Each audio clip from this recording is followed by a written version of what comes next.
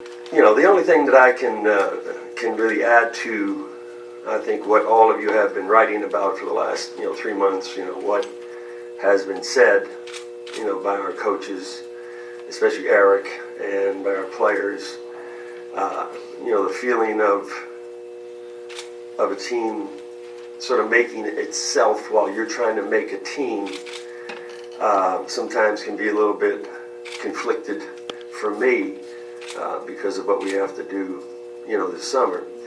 And, well, I feel absolutely great about what happened. I think all of you know me. I'm not happy about not being in the playoffs at all. I always had a saying, if you're going to come all the way back from 20 down and in a game, don't ever let them back in. And when you get an opportunity to do that, we had that. We let them back in, and we sort of paid the price for that. But however, that being said, that was the ultimate goal. The ultimate goal was really to get into the playoffs and compete.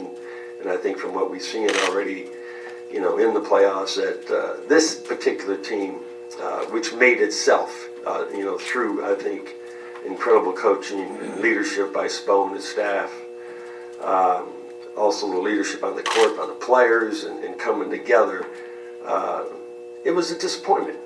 So I'm not all goosebumply and fuzzy haired. Okay, that's not my makeup, and maybe there has to be somebody like that, but I do love this team, and I love what we have built.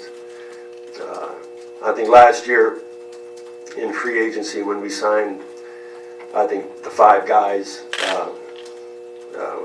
when the room opened up, I remember making one statement about, let's see who emerges, what players will emerge, and we might find some surprises here, or we might find somebody that we really like, that we can start this build with Goran and Hassan and Justice and with Josh Richardson and Tyler, etc. And I don't think there's any doubt that there were 3 or 4 guys who emerged that we feel very good about. So while we're not in the playoffs, I think we're ahead of the game, and I think the table is set with the pick. I think we obviously know that we have flexibility in free agency, so we'll see how we do there and how that works out with our players and with other players. But it is a great disappointment, but at the same time, it was a lot of success. And so after 7 days of, wallowing in, from March 30th, when we were in, to April 5th, when we stepped back out and never got back in, you will lament that as an ex-coach and as the president of the team. And I know Eric and I feel the same way about it. But in every adversity, I use this quote all the time. There's a seed of equivalent benefit, and I don't think there's any doubt we have found a lot of seeds to be able to plant and to make a team a lot quicker than maybe in the past. And so, with that, I'll open it up to questions. So, Pat, in terms of your strategy this offseason, are you going after another whale? Are there enough whales out there to interest you? I regret ever making that statement because, now that's always out there. I think the collective bargaining agreement is going to dictate a lot of things about free agency. And if you go back to 2010, and when we were fortunate to be able to secure, the services of LeBron and CB and Dwayne, the rules were different. The money was lower. They could sign 6-year deals. You had sign-in trades. All of those things. Today, it's a lot different. And for any great player who plays with a team is going to have to give great pause to probably walking away from $65 to $70 million or whatever the number might be, to go somewhere else. He's going to have to want to really come to you, or he's going to have to want to leave where he is. And so we're going to focus on our guys.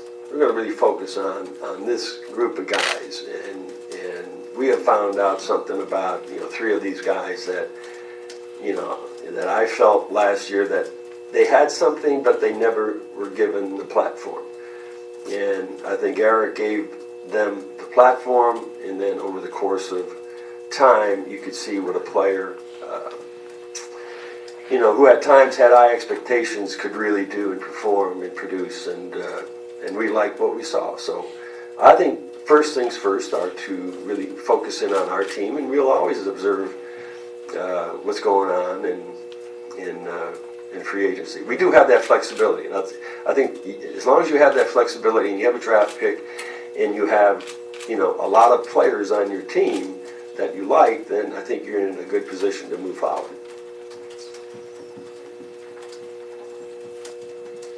Pat, along those lines of focusing on your guys this summer, was it a relief in any way and guys always say it at the end of the season, I want to stay, I want to stay, I want to stay. But was it a relief to hear James and Dion almost adamantly say that they'd really like to be part of this thing going forward?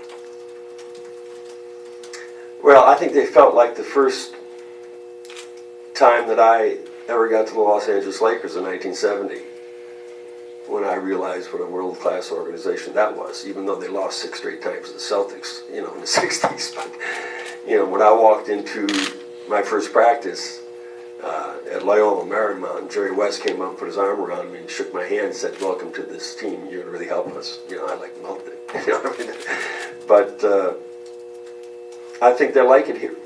And not just from the standpoint of, what a lot of other people say about Miami, that's obvious, and all of the throwaway lines of the weather, and it's a tax-free state, and all of those benefits.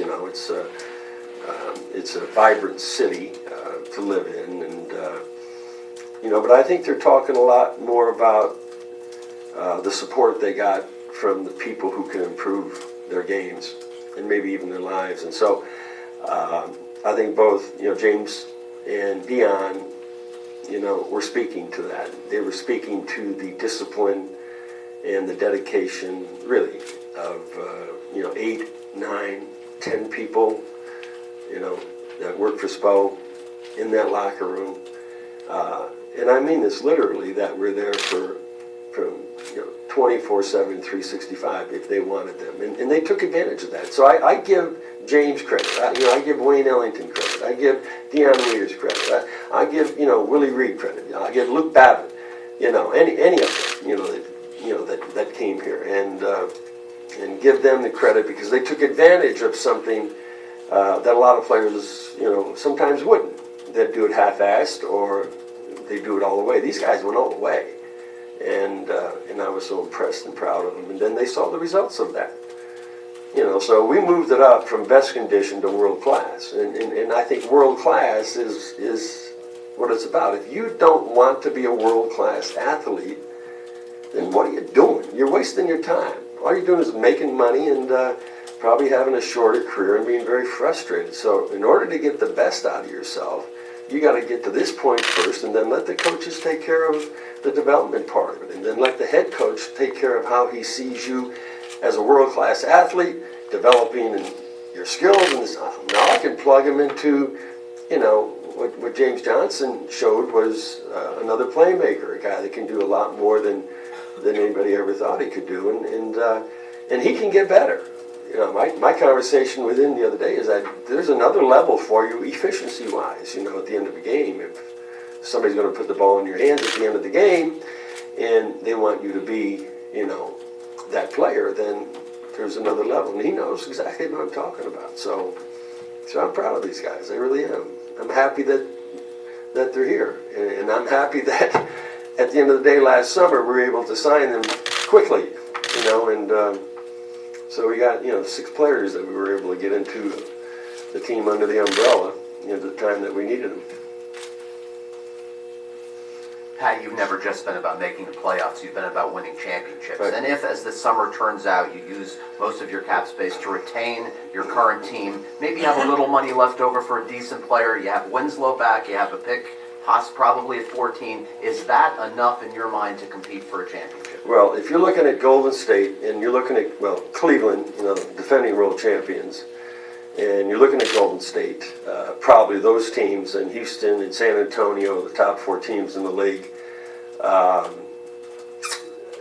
What happens, to the other teams in the Eastern Conference, the ones that have improved, with Washington, with Boston, Atlanta, so forth.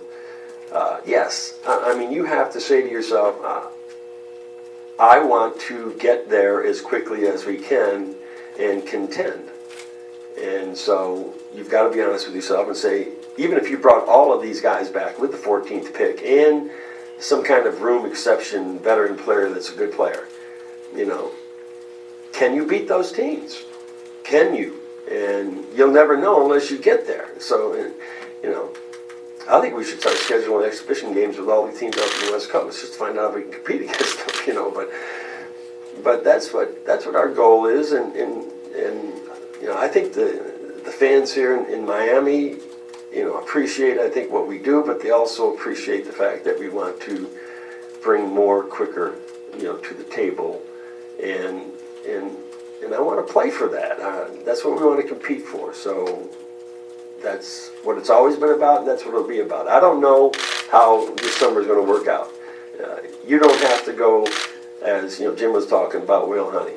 I mean, you can acquire, and I think you're going to probably be acquiring sometimes key players via trade in that aspect, instead of going out and laying out $38 million, for a guy. Some of these guys' max numbers are ridiculous, but that's the nature of the new collective bargaining agreement. Chris Bosh with that salary cap space, and will that salary cap space be utilized on the roster this offseason? You're going to hate this answer, but I'm not going to answer that question. And is there a reason for that? I'm just not going to answer the question. It's been discussed enough, and that's being discussed, but there's no resolution to it right now. You guys, I think, all have the information, that's behind the possibility of what can happen. But yes, down the road, we don't have Chris's services. And look, there isn't anybody in this organization that feels worse, for CB than I do. He got a little sideways at the end because of of feelings and things of that nature, but the last 3 years that a professional basketball player has to go through like he went through had to be horrible for him. Just the feeling that he couldn't compete, that he couldn't play the game that he loved. And from our standpoint, I don't look at it as we got anything lesser, but we did not have him for 2 months the first year. We didn't have him for the 2 months when we probably could have gotten to the finals. Last year we didn't have him at the end of the season this year, and so we dealt with that as an organization and tried to work our way around that as an organization. And as far as all of the other things go, I think in due time it will run its course and take care of itself. But I can't give you a definitive answer, Ira. I just can't. Have you been in touch with Chris or attempted to be in touch with him to work together on this situation? There has been conversations with the organization and with Chris personally. I'll leave that at that. Pat, you said when we talked before the season, you talked about Eric and how this was going to be probably the toughest coaching. I said that, didn't I? Did I say that? So how just talk about that and what he did and what role, what he played in that part, 11:30 to 30 to 11. Well, the one night that he wanted to drive out to the Rickenbacker Bridge, I said, don't do it. Don't drive out there. Don't run out there. Don't run across the bridge. And at 11:30, I remember us having a conversation. He was beside himself. He had never been there. So he had never been there. He had been in situations, where he was losing or maybe losing for a little bit, but he had never been there. And I think he learned a lot about himself at that time. And I remember we were in L.A. and we took that hit against the Lakers. And I walked into his coach's office and I said, just coach him up, man. Coach him up. That's it. All you can do. Every day, you coach him up.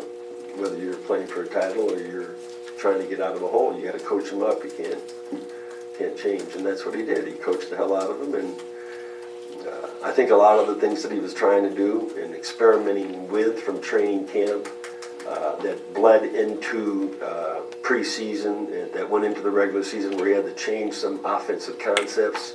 He was trying to do certain things with this team that he didn't do last year, and the learning curve, plus the injuries and things of that nature may have caught up with him. I know you can go back and you can count on all those what they call clutch games. There was a series of games, turnovers, missed free throws, missed shots, wrong guy shooting the ball. Why didn't we double team a guy or blitz a guy or whatever? I mean, there were 7 or 8 games, and so when I went back and really examined that 11-30 record, I looked at it as probably an 18-23 record. That's probably what we should have been, but we all do that. That's an exercise we all do, and so, but we weren't. And what happened after that, when that team took off and went 13-0, and it was on a roll. They were more than competent. He had made the adjustments. We had players performing, and it stayed that way to the end of the season. But I think I do think that probably this was his greatest challenge going in, and it was a great challenge for him. At 11-30, and at the end of the season, I think he showed the results. By having that 30-11 record. We should have had 2 games in Miami against Chicago, though. Really, that's ridiculous. There should be a 2-2 on a tiebreaker, so make that point. If we played 2 here, instead, maybe we'd be in the playoffs. So that should not be part of the tiebreaker when it's head to head. Okay, it should be equality. I can't change the rules anyhow. Jim, what do you got to say? Oh, I can hear you. Okay. Pat, actually, this isn't a Heat question. This is an NBA question. There's big controversy this season about resting players. Where do you come down on that issue? And if you were still coaching... We don't rest. I don't believe in it. I think it's gotten to the point where it's become a travesty. An absolute travesty. And blatantly so. And I don't care how many players you're resting or who are the ones who are entitled to get the rest versus who doesn't rest. We don't rest. We maintain players. And obviously in certain situations when a guy is playing, a guy is playing banged up, only you know that, then you might shorten his minutes or you might do something. But to just blatantly leave people home and not play them in that situation, I just think it's wrong. We don't rest players. We maintain them, and if a guy can't play, we won't play him. Now, you're listening to a guy that was the first one that did this in 1982. I don't know if you remember or not. Against Portland, last game of the season, I got a call from Dr. Buss, and Dr. Buss said, I'm leaving Kareem and James and Magic Kobe. I said, what? I think I got fined $10,000, or we got fined $10,000. And I do remember also Mary Lou Liebig at the time, who was my secretary.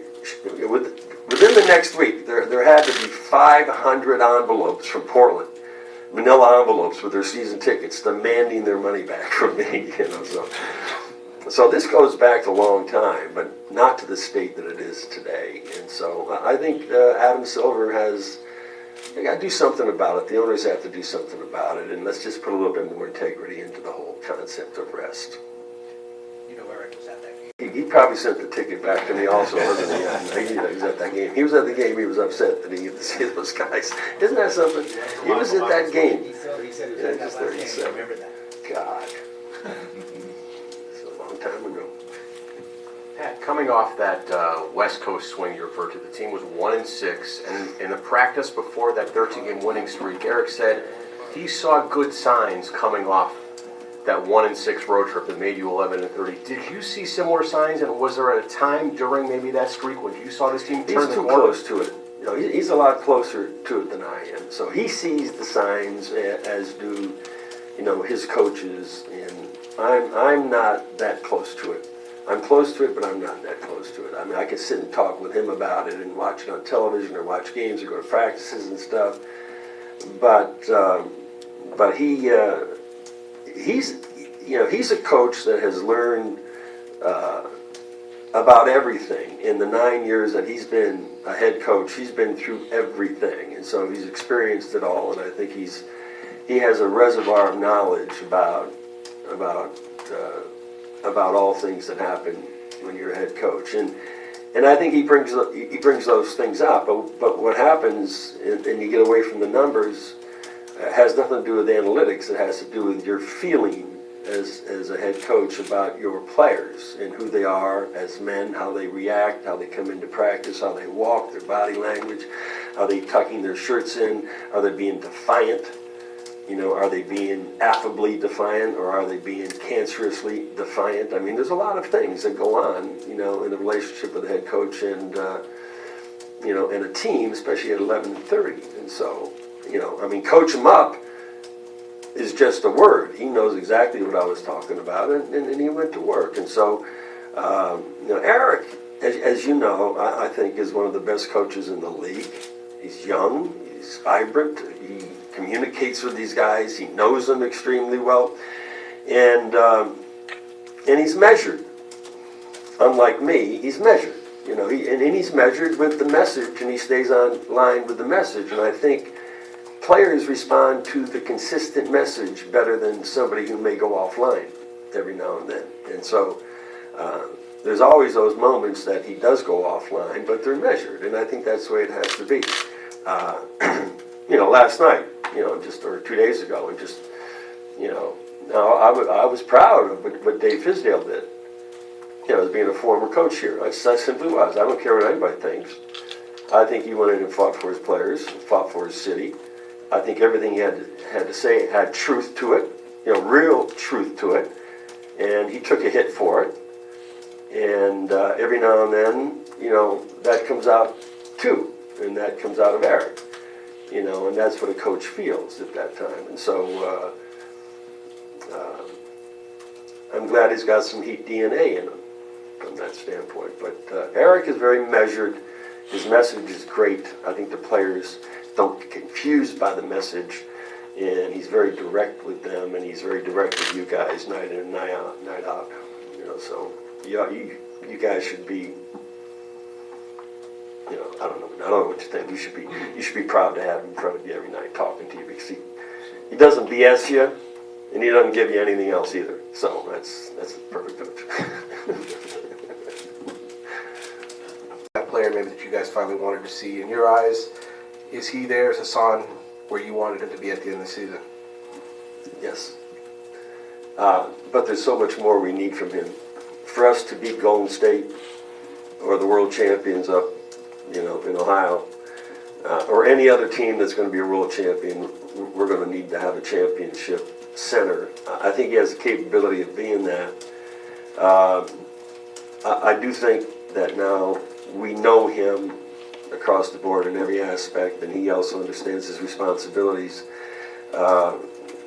Eric and I, you know, we discuss a lot of things about his son, you know, and how he can better help us. You know, can he be 17, 14, and 4 guy and shoot 61% and 70% from the line, which is what I think he is right about now?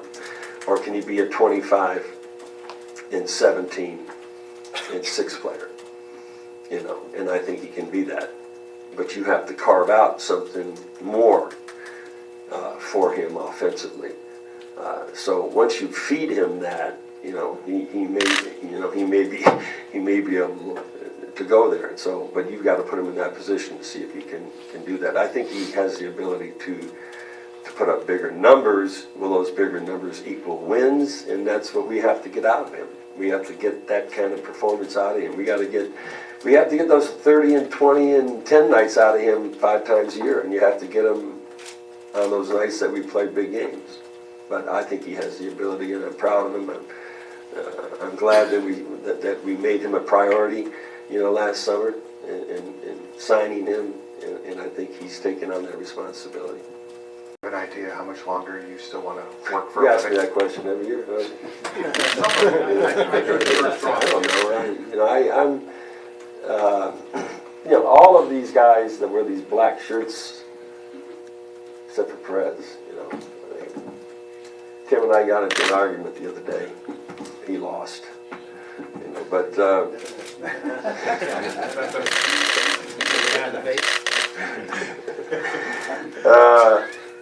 Andy Ellsberg and Chet, and I'll say this about somebody in our front office that is so valuable. Adam Simon, and what Adam has done since he was stuffing VHS tapes into machines, and that was his job, over at SunTrust back in the early days, is an excellent general manager, assistant GM right now, but I can't think of any other general manager or person in scouting or personnel that has put in the time that Adam has put in. I mean, we try to wire down his Rolodex. I still have a Rolodex. Does anybody here still have a Rolodex? I still have a Rolodex. I still have one, man. And Rob and I are holdouts. I have something online too that I can get my information from, but I just love to roll that thing over. I can control it.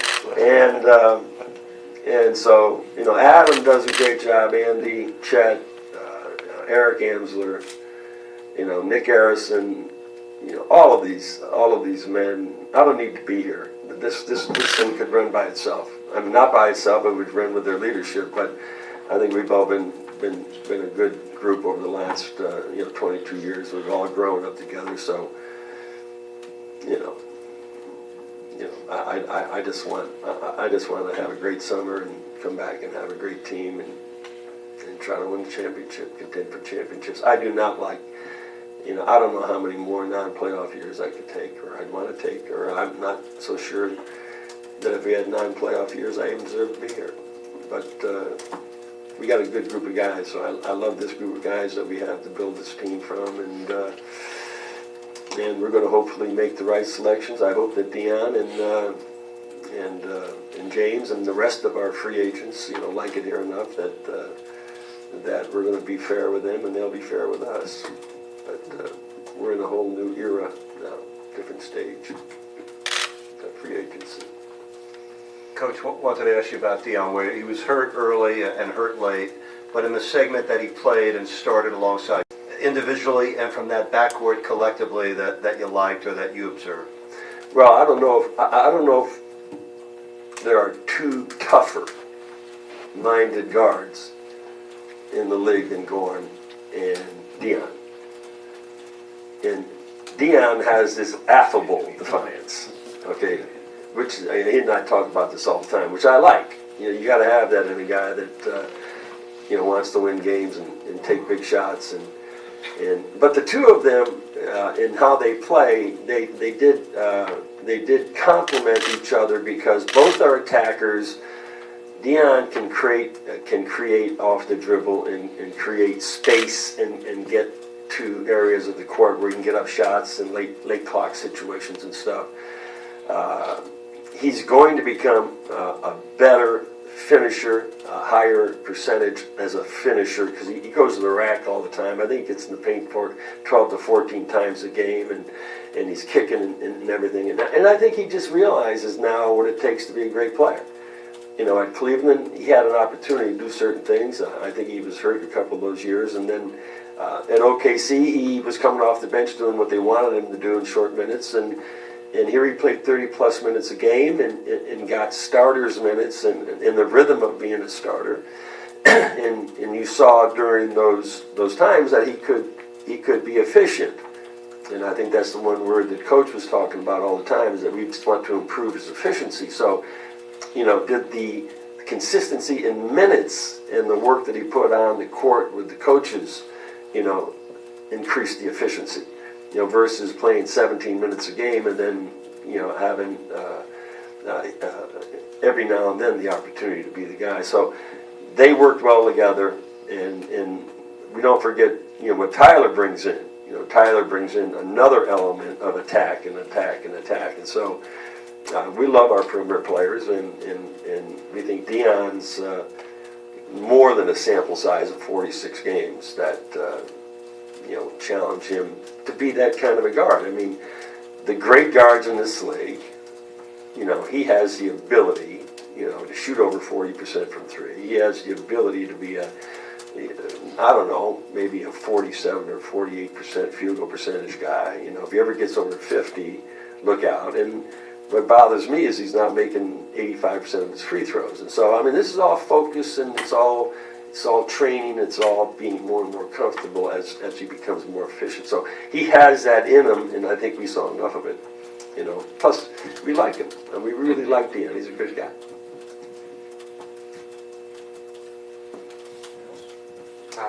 Udonis obviously didn't play a ton of minutes this year, but how important was he to the team's success? And he says he wants to come back. Will he be back next year? Udonis, we have 15 roster spots, and I hope that Udonis fills one of them, without a doubt. He's invaluable in so many aspects, on the court, off the court, in the locker room, with the players. He's made a commitment to work with, 2 or 3 of our guys already. As a matter of fact, when I walked in here, there were like 6 guys in the weight room. And instead of like going home or on some vacation, I'm sure they will be. And so when that time comes, we'll talk with Udonis, but I like to see him on the team. But I also want to see him on the team as a player. So he's just not going to take up a spot. He's going to have to come in and earn his position. But not just because he's the grandfather of the team, but he helps so much from that standpoint. So Mr. Miami is in our hearts, and so we let that sort of run its course as we build our team over the summer. Pat, could you please speak on your 2 draft picks last year? I know last July you told us you thought Justice would be your starting 3. Started out that way, got hurt. What is he now in your mind? Is he still your starting 3? And what did Richardson show you late after the injuries to make you conclude what he is long term? I think both players give us the opportunity to move forward without being a lottery team every year, to get better. Last year when Tyler and Justice and Josh came off the bench with Dwayne and Lou and Joe and all of those guys, they were like spark plugs. Anything they did was like over the top, was a aha moment. They were great energy. They dunked, they'd run, they'd defend. Josh got on this incredible 3-point run at the end of the season. They had great experience going into the semifinals of the Eastern Conference playoffs, and so those 2 players are our future, are part of our future, a big part of our future. I will take exception with some of you here in the media, but it's your right, because you're always into numbers and looking at specific things, is that I've been around players like Justice Winslow, for a long time, and he is more than a shooter. He's a player, he's a warrior, he's a defender. He's got tremendous energy. He cares about winning. He always tries to make winning plays. The guy had a tough, rough ride this year. He had the sprained wrist and played with it the entire time while we were going through struggles. Separated his shoulder, had to have surgery. But I took a look at a lot of those guys like Justice, who came in, you know, as one and done guys, and he's 20 years old when he came here. He just turned 21 the other day. And I think Kawhi averaged 8 points a game his first year. Now, 6 years later, he's averaging 25. You know, we're measuring this guy after like 75 games. And I think that's unfair. And I wish he would get off his three-point shooting, you know, because he's so much more than that. He's such a player and creates coast to coast and all this stuff. And it doesn't bother him because I guarantee you he'll make enough of them, but you know what Eric will have in store for him and how he will help us play with this group of guys. You know, I mean, when you got Dion and you got Wayne Ellington and you've got, you know, you got James and you have, you know, Tyler and you have others, you know, and Gorn. You're going to need a player that's sort of like the backbone of your team, a player that is a glue guy. So it bothers me when guys, you pull this out of the thing and you're taken away from a guy after 75 games of being on the court or whatever it was, how many games he's played in the last year and a half. And I think it's unfair to him. Give him a chance, man. And but he ain't going anywhere. I've read somewhere where you can package him here and package him there and all that stuff. And so you start trading guys, you start putting that stuff in the paper, and you talk about how much you love this team, but then again you start, you know, they become like chattel. And so I try to tell them not to read anything, even though you're all adept and very, you know, you're all Pulitzer Prize writers and all that stuff. You know, don't read that stuff. You know, you write about me, it's okay, but he's got something to prove, and there's no doubt. And I'll tell you what, he'll prove it. He'll prove that he's more than just that. He's a winner, man, and we're glad to have him. Let me tell you, glad to have him. Pat, I'm curious. Have you said you were disappointed, but at the same time you weren't going to have warm fuzzies for this year? But I didn't. I was pissed off. I mean, I was upset. You know, I was hurting for them. You know, I mean, I burst. You know, when I walked into the coach's room, I couldn't talk to him, and I went upstairs. But you know, I was pissed because this team I wanted this team in. They wanted in. They deserved to be in, but they didn't get in, and we have nobody to blame but ourselves. And we had that opportunity. We got in.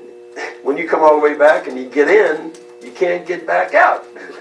And we went back out, and that's it. We can never get back in. We won 4 out of our last 5 games against the best teams in the conference, and we still didn't get in. And so I'm saying to myself as a coach, 1 possession, 1 shot, 1 stop, 1 rebound, 1 loose ball, whatever. You know, it's you don't know what it is, but yeah, no, I've never been that.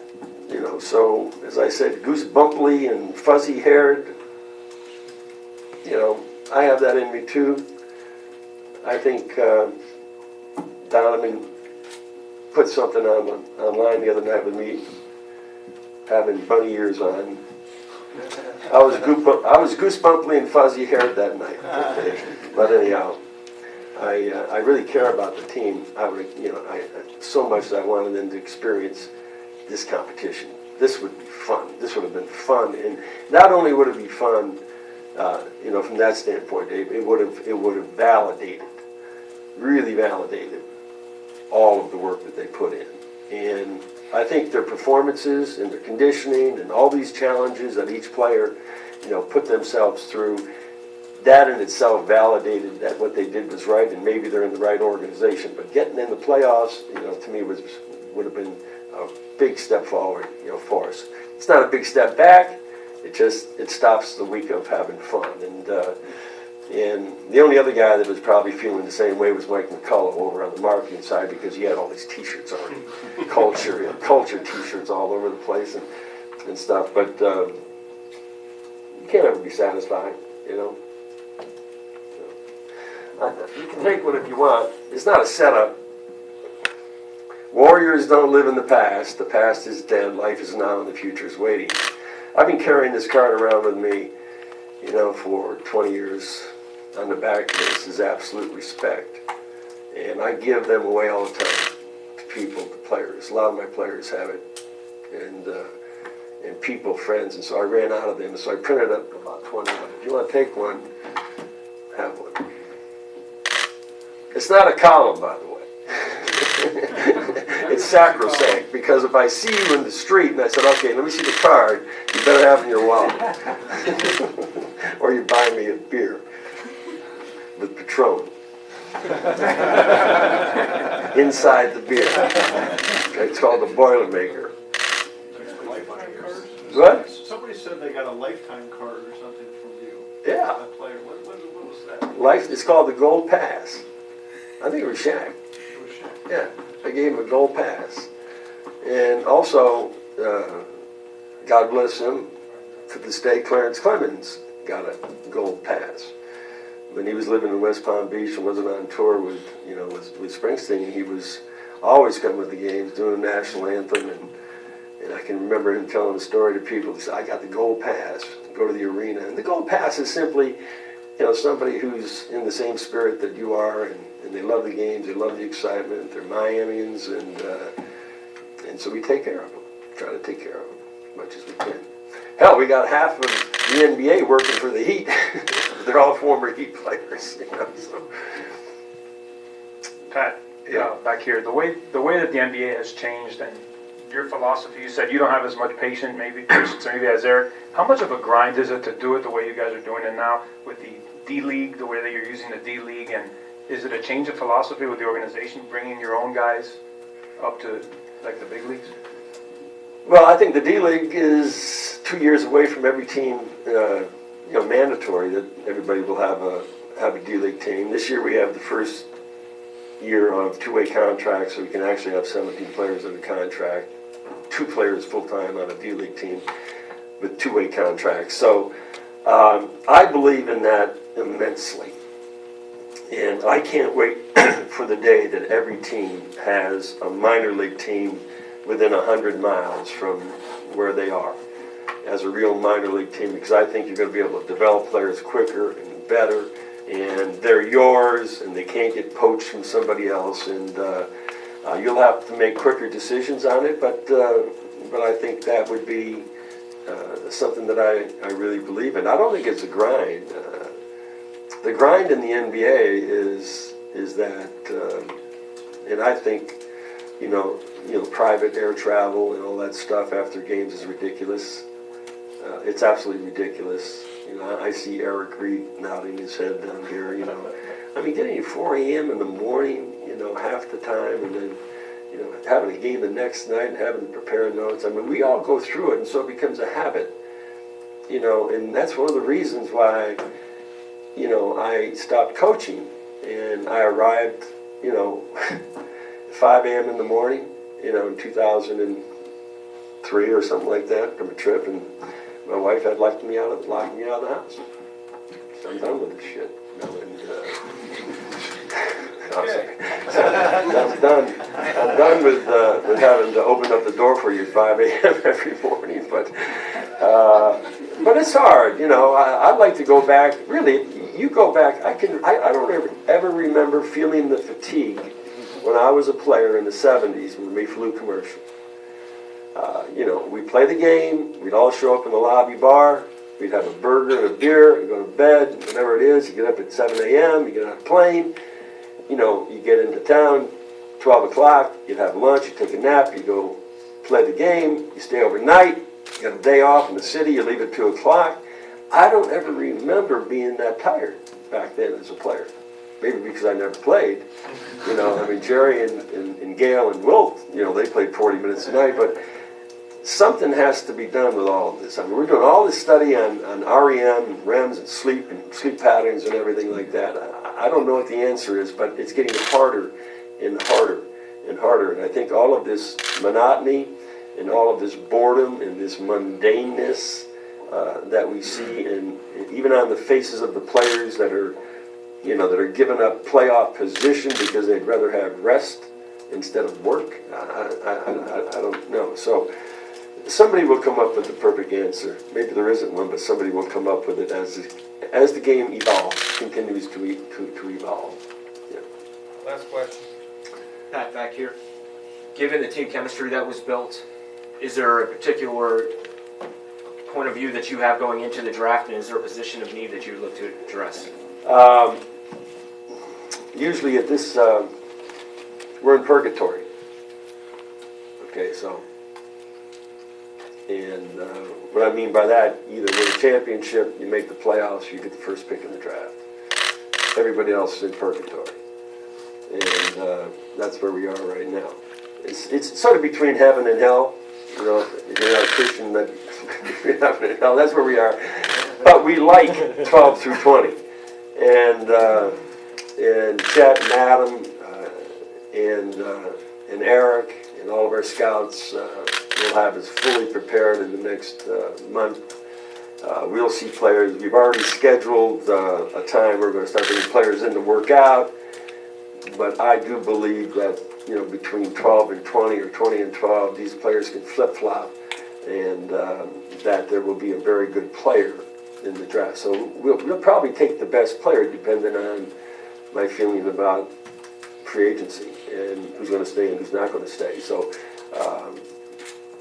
but I do like some of the players that I saw, you know, and possibly some of these guys from 12 and 20 could be better than the guys from 7 to 12, you know, and everybody in the top 7 are point guards, and since we don't need a point guard, then I feel good that we're not up in the lottery, but I have to make that decision, you know, on one of those guys. But we'll see. You know, we'll see what happens. I appreciate it. Okay, y'all have a good time. Have a good summer, too. Google it up. It must be a samurai card. But I didn't fall on the sword.